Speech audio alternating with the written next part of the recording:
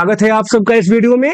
दोस्तों, इस वीडियो में हमें एक डेटा सेट पे जो हमारे सामने दिखाई दे रहा है, हमें इस डेटा सेट के बेस पे यहाँ पे देखिए एक रिक्वायरमेंट नाम का सीट है। इसमें हमें जो क्वेश्चंस दिए गए हैं वो हमें दिया गया है एक उस डेटा पे हमें एनालिसिस करना है और वो हमारा एनालिसिस होगा कैटेगरी वाइज सेल्स एनालिसिस का। ठीक है, इसका जो एजेंडा होगा using the given data set prepare और category wise sales analysis report. हमें इस डेटा का यूज करके हमें कैटेगरी लेवल पे सेल्स एनालिसिस करके एक रिपोर्ट बनाना है। और उसमें रिक्वायरमेंट क्या होगा, रिक्वायरमेंट्स भी दिया गया है। यहाँ पे देखिए चार रिक्वायरमेंट है हमारे सामने। Calculate the total sales for each category. ठीक है, एक हमारा रिक्वायरमेंट हुआ। दूसरा रिक्वायरमेंट है calculate the total number of order for each category. देखिए ये भी कैटेगरी लेवल पे है। और तीसरा है calculate the average order value, वो भी निकालना है हमें, ये भी कैटेगरी लेवल पे। और लास्ट में हमें एक क्लस्टर्ड कॉलम चार्ट बनाना है और उस किसके बेस पे बनाएंगे, एवरेज वैल्यू ऑर्डर के बेस पे, वो भी हमारा होगा कैटेगरी लेवल पे। तो ये एनालिसिस हमें करना है इस डेटा सेट के बेस पे। और एक चीज और इसमें कहा गया है, जो इंस्ट्रक्शन है, आपको पिवट टेबल का यूज नहीं करना है। ठीक है, आपको सिर्फ एक्सेल फॉर्मूले का यूज करना है। Format the report professionally. और जो ये रिपोर्ट्स बनेगा category wise sales analysis report, इसे आपको प्रोफेशनल दिखाना है, मतलब आपको देखने में अट्रैक्टिव लगा, ऐसे करना है। तो इस टाइप का क्वेश्चन तब पूछा जाता है जब आप डेटा एनालिसिस रोल पे किसी इंटरव्यू में जाएंगे, तब ऐसे क्वेश्चन आप लोगों से पूछा जाता है। तो मेरा रिक्वेस्ट है आप लोगों से, वीडियो में एंड तक बने रहे। मैं इस कैटेगरी वाइज सेल्स एनालिसिस को मैं आप लोगों को करके आपके सामने लाऊंगा। ठीक है, और हमारा नेक्स्ट आने वाला वीडियो भी एनालिसिस के बेस पे भी होने वाला है। तो चलते हैं अपने डेटा सेट पे। ये रहा हमारा डेटा सेट। तो सबसे पहले हमें डेटा सेट को देख लेना आएगा थोड़ा सा। इसमें कस्टमर का नाम, city, category, product name, quantity, price per unit, order amount, order status और ऑर्डर डेट दिया गया है। और यहाँ पे रिक्वायरमेंट में हमें एक चीज देखनी होगी। देखिए, सभी एनालिसिस हमें कैटेगरी लेवल पे करना है, मतलब हमें कैटेगरी लेवल पे ऑर्डर चाहिए, सेल चाहिए और उसका एओबी चाहिए। उसके बाद हमें चार्ट बनाना है। तो हमें सबसे पहले क्या करना होगा, हमें इस कैटेगरी का एक यूनिक लिस्ट निकालना होगा। तो मैं इस कैटेगरी को कॉपी कर लेता हूं, इसके कॉलम को, और एक नया सीट इंसर्ट करता हूं जहां मैं बनाऊंगा अपना रिपोर्ट, और मैं उसे यहां कर दूंगा पेस्ट। ठीक है, मैं सीट का थोड़ा सा जूम कर देता हूं जिससे कि हमें ये प्रॉपर दिखाई दे। मैं कैटेगरी को यहां पे पेस्ट कर दिया। अब मैं क्या करूंगा, इसमें से डुप्लीकेट को हटाऊंगा जिससे हमें कैटेगरी का यूनिक लिस्ट मिल जाएगा। ठीक है, तो मैं कॉपी कर लिया और जाता हूं डेटा टैब पे, और यहां देखिए मुझे मिलेगा रिमूव डुप्लीकेट। रिमूव डुप्लीकेट किया और यहां पे करूंगा मैं ओके। अब देखिए, अब आपके सामने क्या आया, कैटेगरी का यूनिक लिस्ट आपके सामने आ गया। अब चूंकि हमसे बोला गया है कि आपको पिवट टेबल का यूज नहीं करना है, तो आपको सभी चीजें आपको मैनुअल एक्सेल फॉर्मूले का यूज करके करना होगा।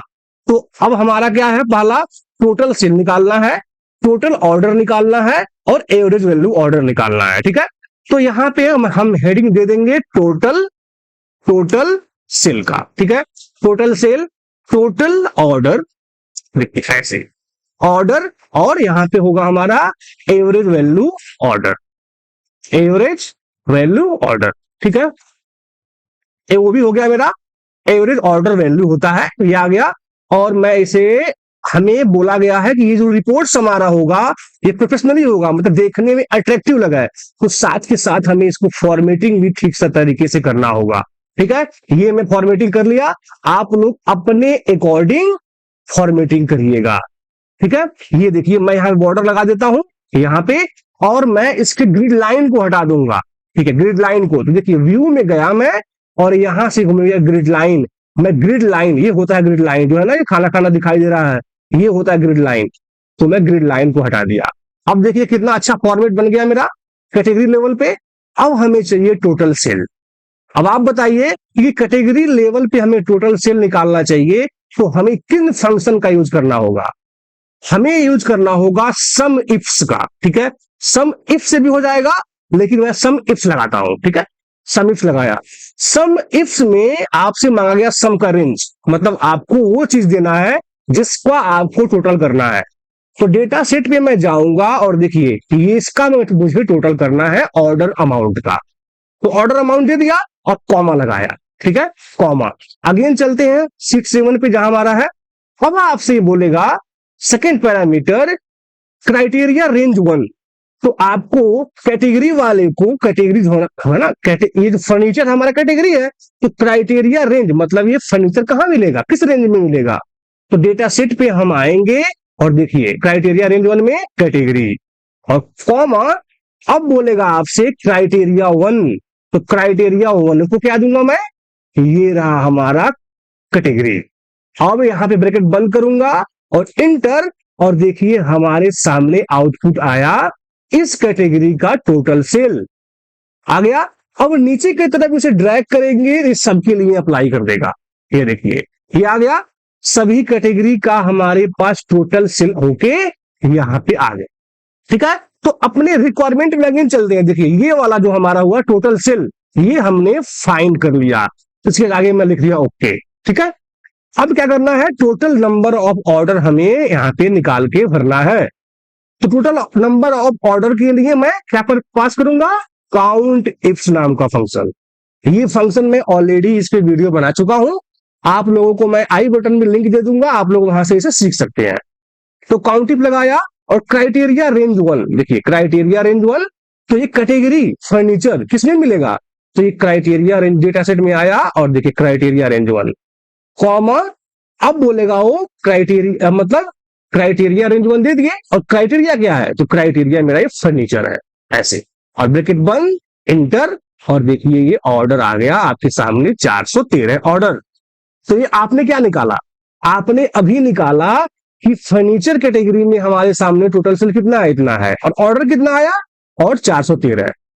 तो ये आपने अभी अपना दो, जो आपसे रिक्वायरमेंट पूछा गया था, आपने दो निकाला। तो मैं इसको भी ओके कर देता हूं। अब बात करेंगे एवरेज ऑर्डर वैल्यू पे, ठीक है।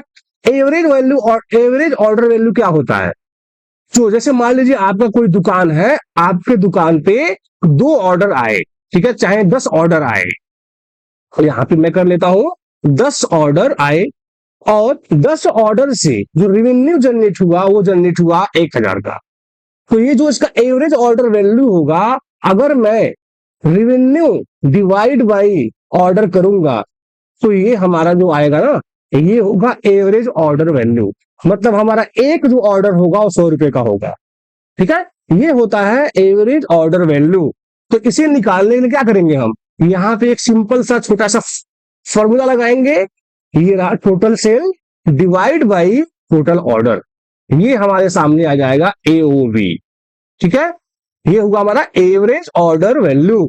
अब देखिए सबसे जरूरी है इसका फॉर्मेटिंग, तो इसको मैं सेलेक्ट करूंगा और कंट्रोल प्रेस करके देखिए मैं एक काम करता हूं, मैं सबको सेलेक्ट कर लेता हूं, ऐसे सबको सेलेक्ट, और कंट्रोल 1 प्रेस करता हूं, और देखिए नंबर पे मुझे जाना है, और यहां पे करना है ये देखिए सेकंड वाला ऑप्शन, और यहां से मैं क्या करूंगा, यूज सेपरेटर पे क्लिक कर दूंगा, और यहां से 0, ओके।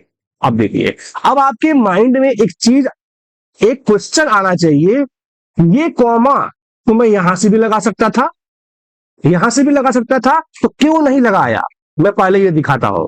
यहां पे किया और अगेन मैं इसको सेलेक्ट करता हूं, और देखिए यहां पे मैं कॉमा लगा देता हूं, कॉमा लगा दिया, और यहां से मैं इसको 0 को डेसिमल को हटा देता हूं। लेकिन देखिए अभी भी फॉर्मेटिंग में दिक्कत है, ये हमेशा लेफ्ट साइड में, लेफ्ट साइड में सभी चीजें आपको दिखाई दे रही है, आप कितना भी यहां से फॉर्मेटिंग करेंगे ये सेंटर में नहीं आएगा। इस वजह से आपको अगेन मैं रीजन बताता हूं, मैं कॉमा यहां से लगाया, मैं यहां से फॉर्मेटिंग करना की कोशिश कर रहा हूं कि ये हमारा सेंटर में आ जाए, सेंटर में, लेकिन ये सेंटर में नहीं आएगा, ठीक है। ये प्रॉब्लम होता है यहां से कॉमा सेपरेटेड लगाने में। इसी वजह से मैं, आप लोगों को क्या करना है, आप लोगों को अगर अच्छे से फॉर्मेटिंग करना आना चाहिए तो आपको नंबर फॉर्मेटिंग अच्छे से आना चाहिए। इस पे भी वीडियो बनाया जा रहा है, आप लोगों को साथ शेयर किया जाएगा, ठीक है। तो यहां पे मैं अगेन सेलेक्ट कर लेता हूं, और कीबोर्ड से क्या प्रेस करना है, Ctrl 1। देखिए आ गया। नंबर में जाना, देखिए नंबर फॉर्मेट, और यहां पे लेना है सेकेंड वाला, ठीक है। और यहां से यूज सेपरेटर कर देना है, और यहां से डेसिमल को यहां से हटा देना है। ओके करेंगे, और देखिए अब कॉमा भी लगा और सेंटर में आ, सेंटर में भी आया। ये नहीं सेंटर में है तो आप इसे बीच में अब सेंटर में कर सकते हैं। तो रिपोर्ट्स बनाए तो उसका फॉर्मेटिंग भी आपको करके देना है, क्योंकि यहां पे देखिए रिक्वायरमेंट में ऑलरेडी एक एक एक अलग से लिखा गया है, फॉर्मेट द रिपोर्ट प्रोफेशनली। तो यहां पे अब आपको हेडिंग देना है। तो हेडिंग देने के लिए क्या है, अगेन आप क्या करेंगे, मर्ज एंड सेंटर का यूज करेंगे। और यहां पे कोई भी कलर से बॉर्डर दिया मैं, ये देखिए। अब बॉर्डर भी लिखना मुझे category wise, category wise, category wise जो भी हमारा ये था ना हमारा सबसे अच्छा क्या रहेगा, हम इसे यहां से कॉपी करके वहां पे सिंपल सा पेस्ट कर देते हैं, ठीक है। ताकि हमसे जो पूछा जाए हमें रिप्लाई सिर्फ उतने का ही देना है, ठीक है। इसे अभी हमें अनमर्ज अनमर्ज करना होगा, अनमर्ज करना होगा। और देखिए क्योंकि अगर आप अब यहां से कट करके यहाँ पे पेस्ट, अब आप इसे मर्ज कर दीजिए अच्छे से, जिस तरीके से आपसे रिपोर्ट में बोला गया है। आपने हेडिंग भी वही डाल दिया जैसे आपके क्वेश्चन में है, और इस पे आप लगा दीजिए बॉर्डर, तो बॉर्डर में लगा दिया। अब हमने क्या किया, हमने अपना तीसरा रिक्वायरमेंट भी पूरा किया। अब जो है हमें एक चार्ट बनाना है, चार्ट बनाना है, वो भी कौन सा chart, clustered column chart. Visualize the average value order by category. हमें कैटेगरी जो कैटेगरी और एओबी के बेस पे हमें बनाना है चार्ट, ठीक है। पूरे डेटा के बेस पे नहीं बनाना है, हमें कैटेगरी और एओबी के बेस पे बनाना है। तो जिस जिस फील्ड के बेस पे आपको चार्ट बनाना है, आपको सिर्फ उसको करना होगा सेलेक्ट। तो देखिए इसको मैं कर लिया सेलेक्ट, तो कंट्रोल प्रेस करके मैं कंट्रोल प्रेस किया हूं और एओबी को कर लूंगा सेलेक्ट। देखिए अब मेरा 2 हो गया।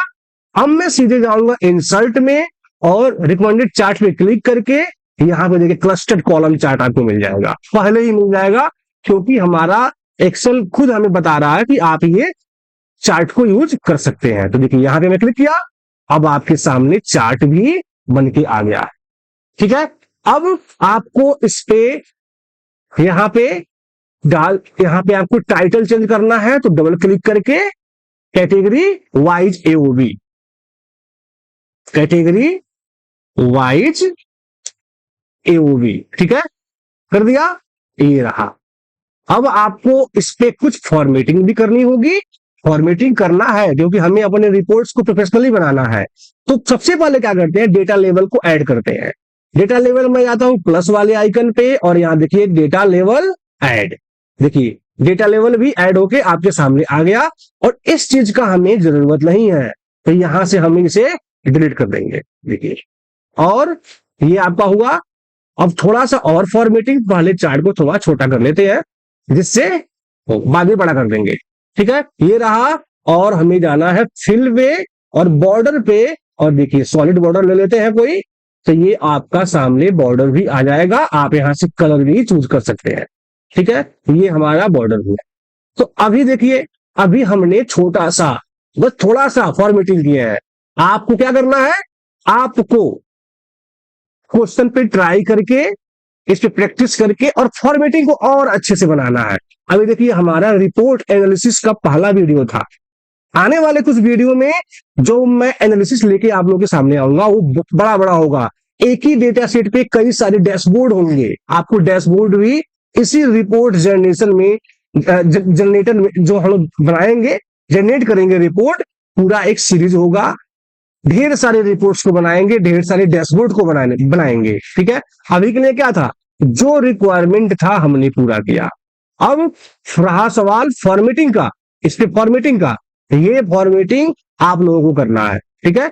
इस पे आप लोगों के लिए होमवर्क है, और आप लोग कमेंट सेक्शन में जरूर बताएं कि आपने इस जो एनालिसिस है कैटेगरी वाइज सेल्स एनालिसिस, आपने अपने मन से प्रैक्टिकल तरीके से सॉल्व किए, ठीक है। और कोई भी क्वेश्चन हो आप लोग कमेंट सेक्शन में पूछ सकते हैं। आप मेरे मेल आईडी के थ्रू हमसे कांटेक्ट भी कर सकते हैं। ठीक है, मिलते हैं अपने अगले वीडियो में ऐसे और भी अच्छे एनालिसिस को लेके, रिपोर्ट्स को लेके। तब तक के लिए नमस्कार।